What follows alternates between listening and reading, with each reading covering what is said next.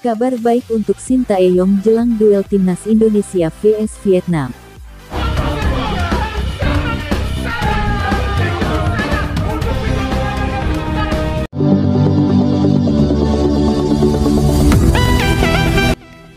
Tiga pemain diprediksi akan melakukan debut bagi timnas Indonesia pada putaran kedua kualifikasi Piala Dunia 2026 zona Asia di bulan Maret.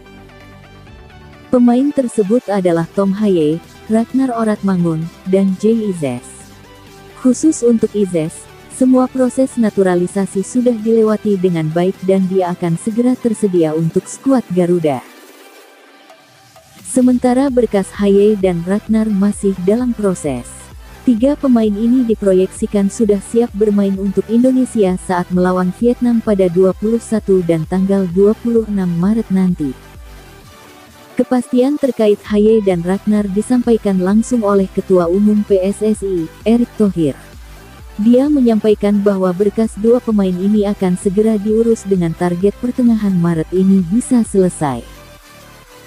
Sebelumnya, proses tersebut sempat tertunda karena DPR saat ini dalam masa reses dan akan mulai menjalani sidang pada tanggal 7 Maret nanti. Dua pemain ini diproyeksikan bisa tampil saat melawan Vietnam.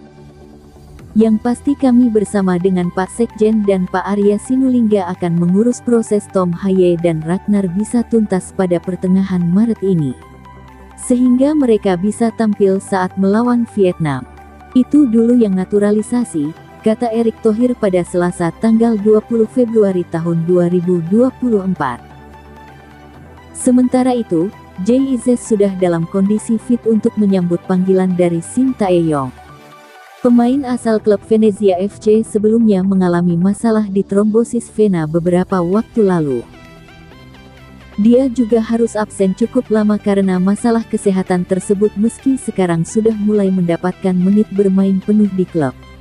Jay tampil selama 90 menit dalam dua laga bersama klub yang bermarkas di Pierluigi Penzo tersebut. Tujuan saya menjadi bugar dan berharap dapat bergabung dengan timnas Indonesia di bulan Maret atau Juni saat mereka akan bermain di kualifikasi Piala Dunia. Setelah itu bermain untuk menit pertama saya, mencetak gol pertama, membuat debut. Itu semua adalah mimpi. Saya berharap bisa menggapai mimpi itu, kata Jay Izzes terkait ambisinya untuk melakukan debut bersama timnas Indonesia. Kedatangan tiga pemain ini cukup krusial bagi skuad Garuda. Pasalnya, dalam dua laga di kualifikasi Piala Dunia 2026, hasil yang diterima pasukan Sintayong kurang maksimal. Mereka mengalami kekalahan saat melawan Irak 1-5 dan imbang melawan Filipina 1-1. Jika bisa meraih dua kemenangan atas Vietnam di bulan Maret nanti maka kans Indonesia untuk lolos ke babak selanjutnya akan semakin besar. Sementara itu, Erick Thohir memberikan update terbaru mengenai naturalisasi pemain untuk timnas Indonesia. Ketua Umum PSSI itu mengaku sudah melakukan konferensi video lewat Zoom dengan sejumlah pemain keturunan. Sudah, tapi beberapa pemain keturunan ini, mereka kan untuk bergabung ke Indonesia harus memastikan serius atau tidak, ujar Erick Thohir di Jakarta, Selasa tanggal 20 Februari tahun 2024. Sebelumnya, Erick Thohir memang berencana berkomunikasi dengan sejumlah pemain keturunan. Namun, nama-namanya masih dirahasiakan. Nanti namanya belakangan. Kalau sudah datang dan salaman, mudah-mudahan masuk. Kalau sekarang jangan gosip dulu, kata pria yang juga menjabat sebagai Menteri BUMN RI itu dalam YouTube TV One News. Erick Thohir tidak ingin sembarangan menaturalisasi pemain.